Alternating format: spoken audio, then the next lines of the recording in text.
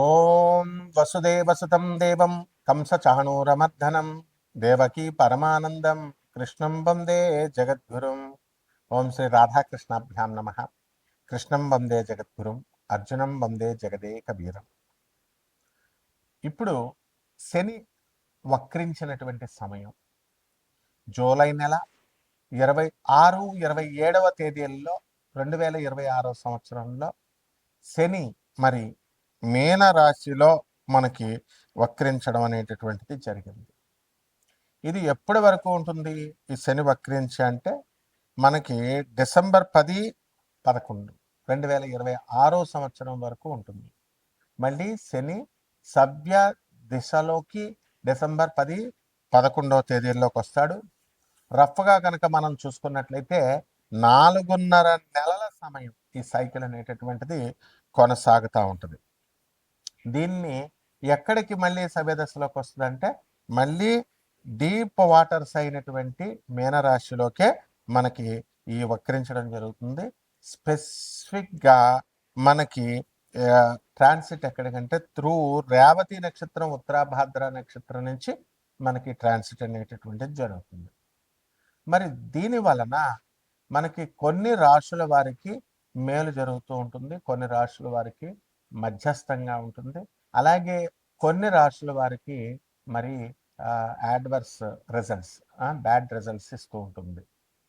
కాబట్టి దీనికి మనం ఏం చేయాలండి అని అంటే మనకి ఆగస్ట్ నెలలో మనం 12వ తేదీన మనకి ఒకటి జరుగుతుందండి. ఆగస్టు 12న మనకి టోటల్ సోలార్ ఎక్లిప్స్ అంటే సంపూర్ణ సూర్యగ్రహణం ఏర్పడబోతోంది. అసలు మనం ఆగస్టు 12న 2026 సంవత్సరంలో ఒక వెరీ రేర్గా జరిగేటటువంటి 6 గ్రహాల అలైన్మెంట్ అనేటటువంటిది, 6 ప్లానెట్ అలైన్మెంట్ అనేటటువంటిది జరుగుతుంది. ఏమిటి ఆ గ్రహాలు అంటే బుధుడు, కుజుడు, గురుడు, శని. ఈ గ్రహాలు 4 అయితే యురానస్ అండ్ నెప్ట్యూన్ అంటే రాహుకేతువులు దగ్గరగా ఉంటాయి. వీటి పోలికలు ఇవన్నీ కూడా they will stretch across the predawn sky. మొత్తం అంతా కూడా ఒకే ఆర్చ్ లాగా వస్తుందన్నమాట. సో దీన్ని మనందరం కూడా నేకెడ్ అయితే చూడొచ్చు మనం ఖగోళంలో, ఆకాశంలో. బెస్ట్ టైం ఏంటంటే ఆగస్టు 12వ తేదీన దగ్గరగా 1 గంట నుంచి గంటన్నర పాటు మనకి ఎవరి ఊర్లో వాళ్ళకి లోకల్ సన్ రైజ్ లొకేషన్ ఏదైతే ఉందో ఆ లోకల్ సన్ రైజ్ టైంలో దానికంటే ముందు గంటన్నర ముందు మనకి ఈ 6 ప్లానెట్ల అలైన్మెంట్ కనబడుతూ ఉంటుంది. అలాగే ఈ యొక్క మనకి ఈ ఆకాశంలో ఈ స్ట్రెచ్ అయినటువంటి ఈ ఆర్క్ ఏమవుతుందంటే morning eastern and north eastern హారిజన్లో ఇది ఏర్పడుతుంది. అలాగే ఈ యొక్క ప్లానెట్ విజిబిలిటీ అనేటటువంటిది అంటే అందరూ చూడొచ్చా అండి దీన్ని అంటే బుధుడు, గురుడు, శని, కుజుడు ఇవి చాలా బ్రైట్గా కనబడతాయి. అండ్ మామూలు కళ్ళతో ఏ విధమైనటువంటి ఎక్విప్మెంట్, ఏ పరికరాలు అవసరం లేకుండా క్లియర్ స్కైస్, ఆకాశాలు కనుక కరెక్ట్గా ఉన్నట్లయితే దాంట్లో మనం చూడొచ్చు. అలాగే ఎయిడెడ్ ఐ ప్లానెట్స్ ఏదో ఒకటి మనం సహాయం తీసుకొని చూడాలి. యురానస్ని, నెప్ట్యూన్ని మనం ఏం చేస్తామంటే పెయింట్గా ఉంటాయి కొంచెం అవి, అందువలన బైనాకులర్స్ కానీ అంటే అంత కళావంతంగా ఉండవు అనమాట. బైనాకులర్స్ కానీ లేదా బ్యాక్యార్డ్ టెలిస్కోప్ని మనం పెట్టుకొని మనం వాటిని స్పాట్ చేయొచ్చు అనమాట. అయితే ఈ రకంగా ఉన్నటువంటి ఈ యొక్క ప్లానెట్స్ అన్నీ కూడా ఆగస్టు 1 నుంచి 17వ తేదీ వరకు కూడా మనకి ఈ రవి ఏం చేస్తాడంటే కర్కాటక రాశిలో ఉంటాడనమాట. అలాగే ఆగస్టు 17 నుంచి సింహరాశిలోకి ఈ యొక్క రవి గ్రహం వెళ్ళడం అనేటటువంటిది, ట్రాన్సిట్ చేయడం అనేటటువంటిది జరుగుతుంది.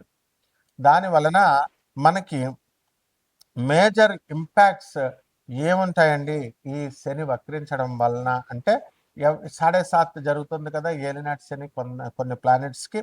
ఆ 7.5 ఫేజ్ జరుగుతున్నటువంటి వాళ్ళకి ఎవరికి కుంభరాశి, మీనరాశి, తర్వాత మనకి మేషరాశికి జరుగుతుంది. సో వాళ్ళ యొక్క కార్మిక్ ఏమైతే ఉన్నాయో రిఫరెన్స్ అవన్నీ కూడా కార్మిక్ ఎఫెక్ట్స్ అన్నిటిని కూడా మనము ఇంటెన్సిఫై చేస్తుంది.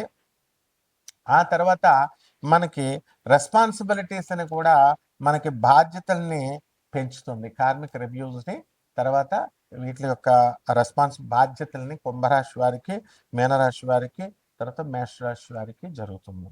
తర్వాత డయాఫేజ్ అనేటటువంటిది జరుగుతుంది. అదేమిటంటే సింహరాశిలో అండ్ ధనుస్సు రాశి వాళ్ళకి వీళ్ళ యొక్క ఎవరికైతే జరుగుతుందో వాళ్ళందరూ కూడా శనీస్ వాళ్ళ దశలు జరుగుతున్నాయో, సో ఈ యొక్క స్క్రూటినీ జరుగుతుంది, శని స్క్రూటినీ. దానివల్ల ఎక్స్ట్రా కాషన్ ఫైనాన్సెస్లో కానీ, ధన విషయాల్లో, తర్వాత వర్క్ ప్లేస్ చోట స్ట్రెస్, ఇలాంటి విషయాల మీద ఎఫెక్ట్ అనేటటువంటిది పడుతుంది వీటి వల్ల. అలాగే బెనిఫిట్ అయ్యేటటువంటి రాశులు ఏమైనా ఉన్నాయి అంటే మనకి మేషరాశి, వృషభ రాశి, సింహరాశి, తులారాశి, మేనరాశి వారికి అందరికీ కూడా బ్రహ్మాండమైనటువంటి లాభాలు జరుగుతాయి. అలాగే మనకి ప్లానెటరీ ట్రాన్సిట్స్ జరుగుతున్నాయి. అది ఎవరికైతే దీనివల్ల గజకేసరి, గజలక్ష్మి యోగాలు, అలాగే బుధాదిత్య యోగాలు, ఇలాంటి యోగాలు ఎవరికైతే ఉన్నాయో వాళ్ళందరికీ కూడా ఈ యొక్క అన్లాక్ చేసి మొత్తము పాజిటివ్ షిఫ్ట్స్ వచ్చేలాగా వీళ్ళకి చేయడం జరుగుతుంది. ఈ రాశి వాళ్ళందరికీ కూడా ఎవరికైతే బుధాదిత్య యోగాలు, గజకేసరి యోగాలు వచ్చినాయో ఇంకా ఎక్కువ పెంచడం అనేటటువంటిది జరుగుతుంది. కాబట్టి మనము ఈ శని, ఏలినాటి శని అని అనగానే మొత్తం అందరూ కూడా భయపడతా ఉంటారు. అలాగే శని వక్రించినప్పుడు భయపడతా ఉంటారు. కానీ కొన్ని రాశుల వారికి ఏలినాటి శని సమయాల్లో కూడా మనకి ఈ యొక్క శని వక్రించిన సమయాల్లో కూడా మనకి మంచి జరుగుతూ ఉంటుంది. ఇప్పుడు ఈ యొక్క మైనస్ ఇంటూ మైనస్ ప్లస్ అవుతుంది ఫార్ములా. అందువలన ఎవరికైతే ఈ యొక్క శని మనకి బాగుండలేదో అటువంటి వాళ్ళకి శని వక్రించినప్పుడు, క్రూరగ్రహాలకి ఆ వక్రించినప్పుడు శుభ ఫలితాలు ఇస్తాయి. మైనస్ ఇంటూ మైనస్, అసలే శని ఏలినాటి శని జరుగుతుంది అనుకోండి, ఆ ఏలినాటి శని సమయంలో మళ్ళీ ఈ యొక్క వక్రించడం మైనస్ ఇంటూ మైనస్ ఏమవుతుంది, ప్లస్ అవుతుంది. అందువలనే మనకి కొన్ని రాశుల వారికి కొన్ని సందర్భాలలో మనకి ఏలినాటి శని కాదు, అర్ధాష్టమ శని, మనకి ఈ యొక్క వృశ్చిక రాశి వారికి అర్ధాష్టమ శని జరుగుతుంది. అలాగే సింహరాశి వారికి అష్టమ శని జరుగుతుంది. సో ఈ రాశుల వారికి అందరికీ కూడా మనకి minus into minus formula apply అయ్యి కొంచెం శుభాలు జరుగుతాయి. కాబట్టి ఇవన్నీ కూడా గోచార రీత్యా మనం చెబుతున్నాము. కోటాను కోట్ల మంది కామన్ ప్లాట్ఫారం మీద మీ వ్యక్తిగత జాతకాలలో మీకు ఎవరికైతే ఈ సాఫ్ట్వేర్ ఉద్యోగాలు చేస్తున్నటువంటి వాళ్ళకు ఉద్యోగాలు పోయినాయో లే ఆఫ్ల వల్ల, అటువంటి వాళ్ళకందరికీ మళ్ళీ ఉద్యోగాలు తిరిగి వస్తాయా రావా, వివాహాలు అవుతాయా అవ్వవా, చాలా సంవత్సరాల నుంచి ఫైనాన్సెస్, ఇన్వెస్ట్మెంట్స్ మనం పెట్టుబడి పెట్టి ఉంచాము, అప్పులు ఇచ్చున్నాము, ఆ అప్పులన్నీ కూడా వస్తాయా రావా, ఇవన్నీ కూడా వ్యక్తిగత జాతకాలను బట్టే చెప్పాలి. కాబట్టి ఇటువంటి వాళ్ళందరూ కూడా కావలసినటువంటి వాళ్ళు మరి అందరూ కూడా మనకి కాంటాక్ట్ చేయొచ్చు. దాని ద్వారా మనం వాళ్ళందరికీ కూడా చెప్పడం జరుగుతుంది. కొన్ని వాళ్ళకి కావలసినటువంటి రెమెడీస్ అన్నీ కూడా మనం చెప్పడం జరుగుతుంది. కన్యారాశి, ఈ కన్యారాశి వారికి అందరికీ కూడా లాభంలో ఉన్నటువంటి గురు, రవి, బుధ గ్రహాలు మిమ్మల్ని ఉన్నత స్థానాల్లోకి తీసుకువెళ్ళడం జరుగుతుంది. భార్యాభర్తల మధ్య కొట్లాటలు, ఫైటింగ్లు జరుగుతున్నటువంటి వాళ్ళందరూ కూడా మీకు వాళ్ళంతా ఒక దారికి వస్తాయి సమస్యలన్నీ కూడా. అలాగే పిల్లల్ని తీసుకుని తల్లిదండ్రులు విడిపోయినటువంటి వాళ్ళు ఉన్నారు, అయితే తల్లి అయినా తీసుకెళ్ళిపోతుంది, లేకపోతే తండ్రి అయినా తీసుకెళ్ళిపోతుంది. మరి అటువంటి వాళ్ళందరూ కూడా మళ్ళీ రీకన్సైల్ అవడానికి అవకాశాలు ఉంటాయి. అదేవిధంగా ఈ కన్యా రాశి వారికి అందరికీ కూడా మరి శని వక్రించి ఈ యొక్క మీనరాశిలో మనకి ఉండడం ద్వారా వీళ్ళకి ఉత్తమ ఫలితాలు రావాల్సినటువంటి దాన్ని ఫలితాలని కొంచెం డౌన్ చేయడం అనేటటువంటిది జరుగుతుంది. కాబట్టి శత్రువులపై ఆధిపత్యాన్ని మీరు సంపాదించగలుగుతారు. విదేశాలకు సంబంధించినటువంటి ప్రయత్నాలు గతంలో సక్సెస్ కాలేదు, కానీ ఇప్పుడు మీకు సక్సెస్ అవడానికి అవకాశాలు ఉన్నాయి. కాబట్టి విదేశాలకు వెళ్ళడము, అక్కడ ఉద్యోగాలు తెచ్చుకోవడము, ఇలాంటివన్నీ కూడా జరుగుతాయి. అలాగే సాఫ్ట్వేర్ జాబులు ఇవన్నీ కోల్పోయినటువంటి వాళ్ళు ఎవరైతే ఉన్నారో అటువంటి వాళ్ళకందరికీ కూడా మళ్ళీ తిరిగి వీళ్ళకి ఉద్యోగాలు రావడానికి అవకాశాలు ఉన్నాయి. అదేవిధంగా కొత్త స్థలాలు కొనడము, కొత్త ఇళ్ళు కొనడము, ఇలాంటివన్నీ కూడా మీకు జరగడానికి అవకాశాలు అధికంగా కనబడుతున్నాయి. అదేవిధంగా ఈ యొక్క కన్యా రాశి వారికి అందరికీ కూడా పోలీస్ డిపార్ట్మెంట్, సెక్యూరిటీ ఇలాంటి డిపార్ట్మెంట్స్‌లో పనిచేస్తున్నటువంటి వాళ్ళందరికీ కూడా మీకు ప్రమోషన్స్ రావడానికి అవకాశాలు అధికంగా కనబడుతున్నాయి. అలాగే కన్యా రాశి వాళ్ళకి నడుము నొప్పులు, మోకాళ్ళ నొప్పులతో కొంచెం శారీరక ఇబ్బందులు ఉన్నటువంటి వాళ్ళందరికీ కూడా వాళ్ళవి కంటిన్యూ అయ్యి ఆగస్టు 17వ తేదీ తర్వాత నుంచి తగ్గడానికి అవకాశాలుంటాయి. అలాగే ప్రభుత్వాల నుంచి ప్రభుత్వ ఉద్యోగాల కోసం ఎవరైతే ప్రయత్నిస్తున్నారో వాళ్ళకి ఆగస్టు 3, 4 వారాల నుంచి సక్సెస్‌ఫుల్‌గా అవ్వడానికి అధికమైనటువంటి అవకాశాలుంటాయి. కాబట్టి ఈ యొక్క కన్యా రాశి వాళ్ళ రైతులు కూడా బ్రహ్మాండంగా అప్పులన్నీ తీర్చేయడము ఇవన్నీ కూడా జరుగుతాయి. అలాగే చేపల రొయ్యల చెరువులు నడుపుతున్నటువంటి వాళ్ళు, కోల్డ్ స్టోరేజ్ హోమ్స్ రన్ చేస్తున్నటువంటి వాళ్ళందరూ కూడా బ్రహ్మాండంగా ఉండడము అనేటటువంటిది జరుగుతుంది. కాబట్టి ఈ రాశి వారు అనేకమైనటువంటి పనుల్లో నిమగ్నమై ఉంటారు. మల్టీ ఫ్యాసెటెడ్‌గా వీరు పేరు తెచ్చుకుంటారు.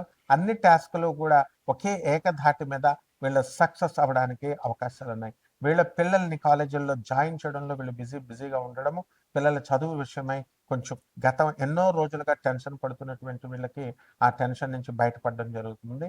ఇక ఈ యొక్క శని జపం చేసుకోవాలా, పరిహారాలు, శని స్తోత్రాలు చదవాలా, శనికి కిలోంపావు నల్ల నువ్వుల్ని, నల్లని వస్త్రాలనిచ్చి పేద బ్రాహ్మణులకి శనివారం నాడు ఉదయం కరెక్ట్‌గా 8 గంటలకి దానం చేసుకోవాలా.